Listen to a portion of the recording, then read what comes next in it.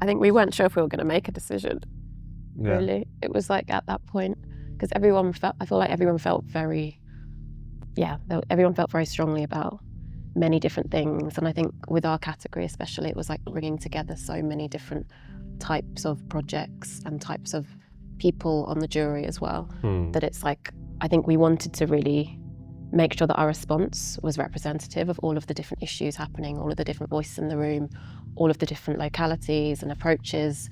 So, you know, things that were taking like a more bodily approach or looking at like process or, oh wait, I'm just talking. Should we carry on talking? Okay. I think we are all ready. Okay. Yes, we are ready. Yes. I got into my interview mode, sorry. Is that what? Yeah, I was wondering. Is that already? Okay. Okay, ask us the question.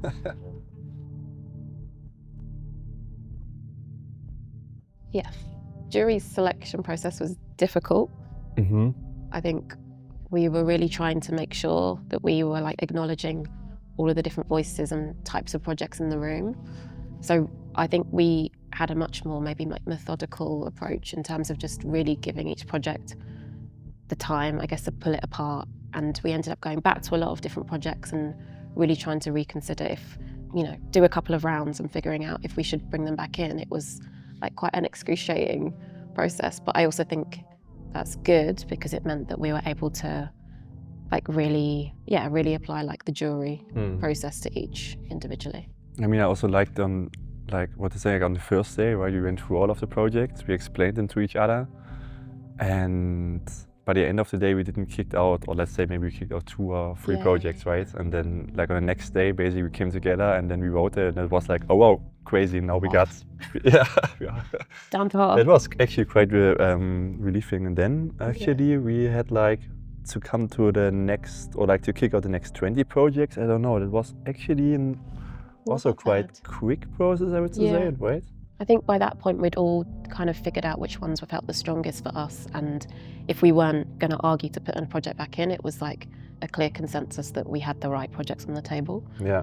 And I'd also say that what was really like powerful about the process is that I think we all were kind of learning a little bit how to question our own judges and biases, and really trying to listen to the other judges' expertise as well on why that should be in, whilst also obviously presenting what we felt was most pressing as well.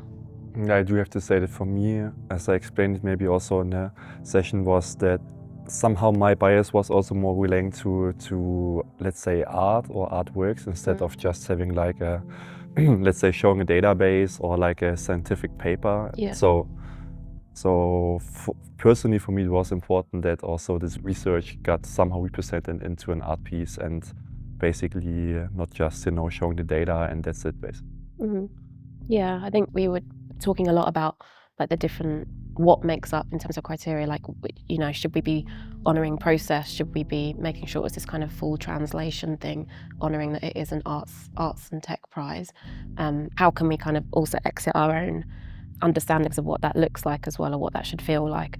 I think we also were really talking about like the potential of what, for me especially, it was really important that we were looking at projects that had this like civic aspect, or like had this potential maybe to have like a operational or like level, whether that's like workshops or a lot of the projects that we have, not only in the top 3 but in the broader pool of our 15 projects, trying to figure out how to do that a bit differently, I think. And now I'm trying to remember what they are. I mean, I do remember, like, for example, I have to say, like, I think bioart was, by the statistic, represented, I think, like, by 10%, but I think we had quite an interesting project in this specific topic. And what was super surprising for me this year, which I didn't know before, like, all the projects that deals with, let's say, like, artificial brains or organoids, I think it's called, right? Yeah. We had a couple of projects, and this is something I feel like, especially for the artificial life category, which will be much more discussed, let's say, in the next 10 years, I would say. Like, not so much more about, like, you know, computers and neural networks, and I would say it's more about, I mean, for example, there was this one project, and they described, like, how they trained organoid cell, let's say like this, to play the game of Pong, and also the artists were kind of describing it in a sense of, you know, we in the bioart sphere, we have a bit of issues to find some ways to present our works, and they were aware of that. You know, it should maybe get a bit like out of this kind of nerdy sphere.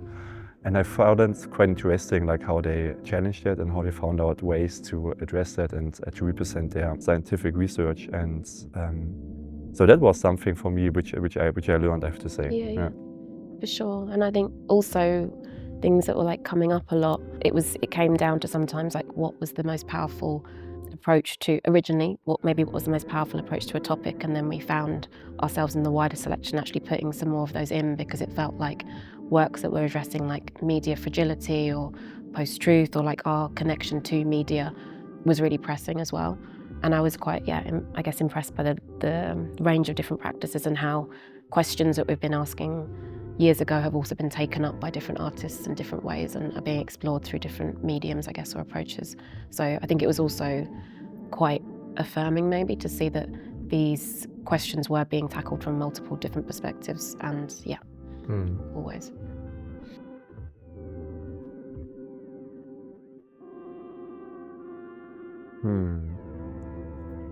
I mean, overall, I would say like this project is kind of interesting to me because it basically goes back into the history and it kind of recreates, how to say, a walk over the mountain, a hike over the mountains with robots, let's say robotic horse.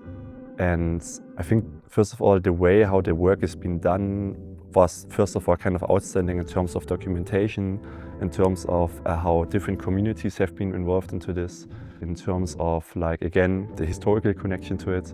And I don't know, for me, first of all, I had like, it's interesting, it's like a combination of Werner Herzog's Fitzcarraldo, like kind of carrying a robot above the mountains. I don't know. Yeah. I think it was also, we were thinking a lot about what it means to receive the Golden Nika and like, I guess, stages in someone's practice and what that means as like a recognition also of the work. For us, I think it was a really like epic work, and we wanted to also celebrate a work that was bringing in so many different expertise and knowledges and practices, and the potential for that to also shape, I guess, the visionary of like how a work might be produced in the future, or, you know, everyone is as they should be and not always are listed in the credits, and that's like it should be like a basic thing, but it doesn't always happen that everyone is kind of, you know, credited with the work that they've put into a project. And I think, for us as like an honorary step of what we were recognising of the work that had gone into it, it was really important that was the Golden Nika and that we were recognising that. Also as trying to, for us, look at different sort of pluriversal perspectives, but also look at taking more, I guess, decolonising the approach to technology and thinking about what that might mean to put technology into different hands. What does technology mean? How can we use what we know already about from the history to kind of restructure a different imaginary?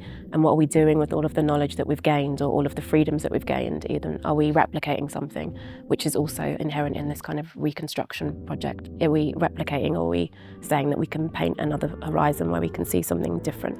So I think this like not restitution, but kind of revisiting what it means to remember also was important. I don't think none of us thought a robotics project would win. Probably not, no.